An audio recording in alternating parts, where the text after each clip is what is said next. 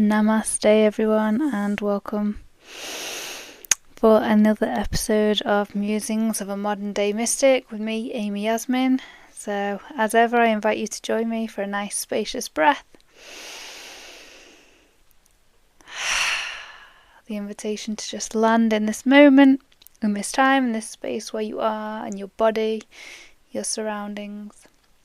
This bit of time to you, to musing. So today I'm reflecting deeper with more insight on the theme of letting go, and it's kind of evolved. My last week or so has really brought me to greater awareness around letting go of old aspects of the self, old behaviours and old patterns that can follow, and how to be with them, how to witness them without pushing them away, denying them, judging them, and instead learning to lean into them, to listen to the wisdom, the lessons, it's there for a reason. Why is this? Why are you here and now? Not necessarily needing to fully understand, but in order to just tune in. It's like I've come more and more to awareness that the biggest emotions, the biggest stories, those that have got the most energy. I don't know if you've got any memories, like when I was a child, I cycled, I jumped on my brother's bike. It was outside the front of the house and I can still see it with blue and paint speckles all over it. And my brother was going to a birthday party and I wasn't invited. So jealous, I jump on a bike, him and his friends are driving off, and I jump on the bike and I cycle after them. And we get to the end of the road and I put the brakes on and nothing happens. And I fly across that junction and a car slams on and the guy is shouting and swearing and I'm just like, I've worn out the bottoms of my soles a bit. Mum's always said, never use it's going to wear out your soles, don't stop the bike with your feet. So I've got all this going on in my head. This guy's going nuts. My dad's got out of the car and I'm like, and that was such a big moment. It tapped into so many aspects of, it's the visceral, the heart pumping, it was so vivid. It remains vivid. And I'm starting to realise there's some aspects of myself, some stories that have got a bit more charge in them, and I'm starting to lean into them and listen to them now and wonder why is that charge there? What are they here telling me? And often these are aspects of myself that I've denied, that I've not wanted to acknowledge. So I will introduce you to one of my friends, and that is the saboteur. And Carolyn Myss talks about how many different aspects of the self come through. Everyone's got different personalities, different archetypes, if you like, different traits through which they express, some more dominant than others in their lives and in different areas of their lives. But everyone shares some common ones, and the saboteur is one of them. And I don't know about you, but I'm very familiar with the saboteur. I've just not fully looked it in the face and listened before. So, it's that procrastination, it's that distraction, it's that part of the self that helps me to not go into situations that leave me feeling uncomfortable, to avoid people that might make me feel a little bit more on edge or uncomfortable, whether it's because I am comparing myself to them and feeling like they're a really confident person and I'm not, I couldn't go and talk to them. It's that notion, that aspect that's calling me to stay small. And now I'm starting to listen to it and go, do we need that anymore? Do I need to play small anymore? But also thanking it. So the first step was actually, in acknowledging it, I spent a week with this archetype, the saboteur. I pulled it as a card. I was like, right, what is the saboteur here to teach me? And I started looking for it. And I was seeing it in my waking life throughout the day, multiple times a day, and going, wow, how have I never noticed this before? And instead of judging it, I started to get curious about it. Okay, why? Why is this behaviour? Why am I doing this on impulse? What's that helping me to avoid? To not acknowledge? To not have to face? Because it felt easier so many times to play small. There was a fear aspect as well. You know, if I'm big and if I'm confident and if I'm successful in this, will people still like me? Will I still have the same friends? All these different notions. And so when I started to recognise that, I began to shift my relationship with that aspect of the self and started to give thanks for it, because it was kind of a protective mechanism. It was a way of me not overextending myself, not pushing myself into situations that I didn't feel ready for or prepared for. And it's going, actually, I appreciate the warning bells that you're giving me. Is this a situation I still want to lean in? I want to meet the fear and travel through it. I want to meet the discomfort and travel through it. Or is that a clear and absolute whoa, alarm bells? This is a situation that isn't helpful. Let's step back. Or the saboteur is stopping me from putting myself into situations that actually might bring me to be unstuck. It's got different aspects. Some of them are more helpful, some of them less helpful, depending on your perspective. And again, helpful is not the best term to use here, because that's in a way a form of judgment. It's it's effective or it's ineffective. It's dependent on the intention, on the need you've got in that moment. And sometimes actually that aspect of the self is a protection. Maybe there's a lot of plate spinning, and maybe that's helping me step back from overextending in every respect. So now that I'm starting to become aware of this pattern, this aspect, this behaviour, I see it as an archetype. And it's easier for me to envisage as a character, as another aspect of the self, because then there can be a dialogue and engagement with it. It's no longer this abstract thing. It's made it a little bit more concrete, a little bit more relatable, a little bit more identifiable. So having tuned into that aspect, I started to kind of muse, reflect, just as I'm doing the housework and things, on what behaviours might I want to bring in? What new habits might want to form when I realise that saboteur coming up? So, for example, I've had a new experience that's come up, an opportunity to really step beyond the comfort zone.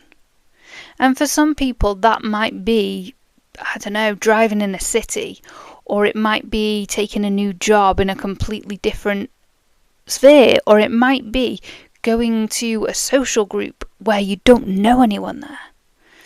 So I was facing a situation that left me feeling really uncomfortable. And it was, right, okay, let's just be with this, breathe with this. The mind raced and there's so many stories going through. I don't know if anyone else has watched Inside Out 2. Don't want to give any spoilers. I will share though that this thread that came in that was really helpful for me to see was that it gave anxiety a character and an expression, and anxiety was the aspect that created stories, like plotted out every potential scenario and what that might mean for the future. And I was starting to see that in myself and go, right, yes, this situation isn't comfortable, but do I want to sit and stay where I am, or do I want to lean into the discomfort and potentially grow? And maybe I'll fall on my face. Maybe I'll get there, I'll have done this thing and go, actually, not feeling that. But the only way to find out is by doing it. So now it's learning to gauge how strong that little alarm system is. Is that oh wait a minute, that's a big leap. Maybe we need to take some smaller steps. And I don't even like the expression baby steps in a net, like, Like we say, don't we, take baby steps. And baby steps are actually giant leaps, because every step for a baby is a whole reconnection. Like, it's massive for a baby to learn to connect to the different parts of their body. It's complicated to move the body. Anyone that's had physio after a severe injury, a leg injury, an arm injury, whether that, people that are learning to walk again, they say how mentally, how they've got to recreate those connections to the body, how it takes conscious thought and time and energy. So baby steps they're not nothing. They're not this trivial, because baby steps in my mind has these connotations of like really basic, really, and actually there's so much in it. So to bring it back and go, maybe I need a few baby steps here before I can get to that place.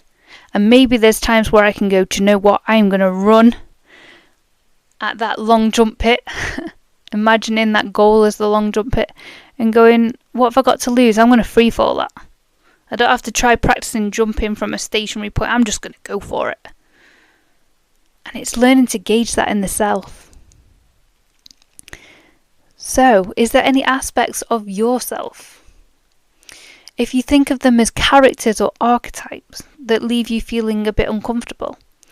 Whether it's an aspect of the self that feels quite insecure or vulnerable, or it's a form of, it's an aspect of the self that shows up when you feel uncomfortable, or you're in situations where you'd rather be someone other than who you are. Oh, I wish I was more confident. I wish I was like that person. If only I was, I wish I'd have dressed like that tonight. I wish I'd have thought to do this. Is there any aspects of yourself that you feel less comfortable with, less proud of? And my invitation to you is to tune into that aspect of yourself and start to dialogue with it. Start to imagine it as another aspect of yourself. Imagine it as a character. Maybe give it a name. Making it something that can be engaged with, that can be recognised, has proven so rich for me. So it might be an aspect of yourself that's been pushed down for years. Maybe it's almost like, for me, I'm realising all the ways I've turned the dial down on my me, on my light, on my uniqueness and my authenticity. And I'm welling up here, like, that's when I know I'm touching a real truth for me. I'm starting to realise all the times I've been less than I am, whether to fit in, to feel more comfortable around other people, to not want to be a show-off. And all this is based on what I think other people are thinking, which may or may not be true. Irrelevant. Stephanie Lane Falcon, like last week. What other people think's none of my business. I'm starting to ask myself why I have turned that dial down. And I'm inviting myself to turn it back up again. There's part of me that deeply wishes I wasn't as emotional as I can be. And yet there is so much beauty in the emotions in me.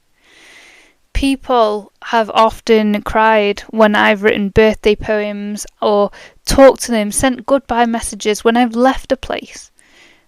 Because when I talk from the heart, when my emotions are fully there, it is felt. And it is well received. It is, when I express love, people are bowled away by that. And sometimes people have said, no, that's too much. You can't write that in a card for a colleague you've worked with for a year. That's like someone that you've known for a lifetime, And instead going, but this is true for me now. This is authentically what I want to say. Whether they can receive it or not, how they receive it's none of my business. The flip side for me, the other aspect of that, is that there's emotions that I feel less proud or confident, or have felt less proud or confident of expressing, whether it's anger. I can still remember as a child, we're playing on the street and all the kids, I can't remember what's happened, but everyone's laughing at me and there's lots of fingers being pointed and I am just dissolving. And there's part of me, I can feel my fist clenching as I'm saying it. Like, I was so angry. I wanted to have a response for them. And I couldn't think of anything in that moment. And anyone else familiar with that? And then you dwell on it for ages after, thinking what you could have said or done. But anyway, and I'm shaking with anger. And that's when the tears come. Whenever I'm overwhelmed with any emotion, it's tears. It's one way of them coming out though. They say tears are a healer, they release. So anyway, I'm crying and I'm shouting and I'm going to tell my mum and I'm going to tell my dad and I'm going to tell everyone that needs to know. And I'm just fully shouting at them and they're pissing themselves laughing. And I'm just shaking with such anger. And that moment, maybe that was an aspect of myself that began to tune down my expression of anger. Because I felt ashamed and embarrassed of crying in front of other people, of showing that much emotion. And we live in a society that to me doesn't seem very comfortable with emotion. Note, it can be a challenge for me to be in a workplace and to experience the depth of emotion, the waves of emotion that I feel, and to remain shut off, to put a caricature face on, to remain what we call professional. Because that to me is detaching actually from the moment. I wish I lived in a world where people could see me crying, see me frustrated, see me unable to respond in that moment, and be able to hold space for it. To be able to wait with me, to be with me while I go through that, and then we carry on. In a situation where I don't have to feel ashamed or afraid that this emotion's not going to be held here. It's not going to be safe here.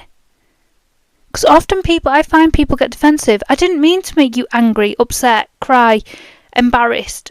Name any emotion. So actually no one can make you feel anything. Sometimes they've triggered something in me. But what's going on in me is no inflection on them. I just need to deal with me right now. I've got emotions and feelings. If I let them come up and come out, then it's done. Instead, I've held it in so many times, and then that story, that ripple plays out at home, and it's banging on and on, this beating drum of the same story. But there's no resolution. Whereas if I'd have felt that in that moment and felt safe to express it in that moment, it would have been, arisen and gone. Done. Don't need to think of it after the event, it's done. Don't need to release it after the event, because it's done, it's fully been. And so I invite you as well to consider if there's any emotions, any aspects of yourself or childhood or younger, former experiences, memories, in which you feel like you've had to tune down you, whether it's your emotions, your feelings and needs, things that felt important to you to say for the sake of someone else. I can't tell them I'm tired because they're going to tell me they're 10 times more tired and that they've been doing the washing and this and that all day. I can't tell that person that I'm having it hard at the minute because, wait a minute, they're going to turn back and tell me all the terrible things going on in their life. And it becomes almost like a competition. I know I used to have this with busyness. I'd talk about how busy I was and all of a sudden someone else is going to tell me how much busier they're, It's like, where did this even come from, this comparing, this competing? So I'm starting to kind of reflect, muse, reconsider aspects of myself, experiences that I felt less ashamed of, less proud of, more ashamed of, less willing to acknowledge and accept in myself. Things that I found it easier to judge and label other people with. Oh, they're an emotional person. They're someone that's really angry. I'd never do that. In saying that, I'm denying an aspect of myself because There might be a part of me that in that situation would have strong emotions. I might not express them in the same way. But maybe there's an aspect of myself that I'm seeing reflected back in me from them. So what it comes down to now is simply, who do I choose to be now? How do I choose to be now? In all that I do, in all of the external world, in all that I experience, I'm starting to turn it back to myself and go,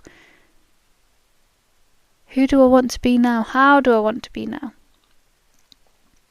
If I was holding space for a child, if I was wishing for a child, for the children of the future, for a different world, for a world I wish, having had the experience I have, I would wish for them to be confident and proud and fully aware of who they are, fully tuned into their quirks and their qualities, their emotions and their expressions. I'd wish them to feel free to be themselves and to honour and acknowledge all aspects of themselves. The aspects the sun's shining on and the shadowy aspects. The aspects of themselves they're proud of and potentially not so proud of, because they all have a place. Everything in this world has a place. Without darkness, what is light? Without light, what is darkness? The world is rich with contrast and variety and diversity. And yet I've spent my life trying to be a positive person, trying to be happy all the time, trying to be loving and compassionate. And I'm not saying these things aren't important, because there's still big aspects of how I choose to be in this world. The intentions I choose to carry as I start my day. I set the intention, let me be loving. Let me not lose sight of being loving and kind in the name of getting to that appointment or rushing to here. Please don't let me cut people up and not think about others. And it happens because, and coming back to myself at the end of the day and going, what would love have done differently? Right? So I'm choosing something new now. I'm choosing to accept and honour and value all the different aspects of myself. The saboteur is now a member of my team. And that team is going to be potentially as rich and as diverse as this world itself. Maybe I'm going to keep learning different aspects of myself right to the last breath of this life.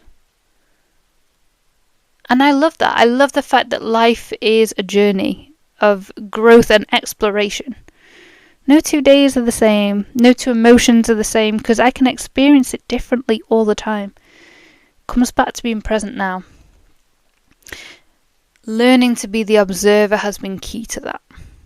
Learning to witness, to journal, to start to tease apart these different aspects of myself, experiences, to strip away the labels and the things that I've had put on me or I've put on myself based on what I've heard and seen around me. And I've started to come back more to myself and to choose. There's a freedom in that. In being able to access, acknowledge, accept all the different aspects of myself, all the behaviours, even those I might feel most ashamed of, that I'd want to hide from other people, that I wouldn't necessarily share with the world, to go, hey, that's become an aspect of my being. Do I choose to let it stay or not? It is what it is. I can't change the fact that it's here. Judging and labelling it is not helpful in any way. And so I leave you with this nugget. Who do I choose to be today?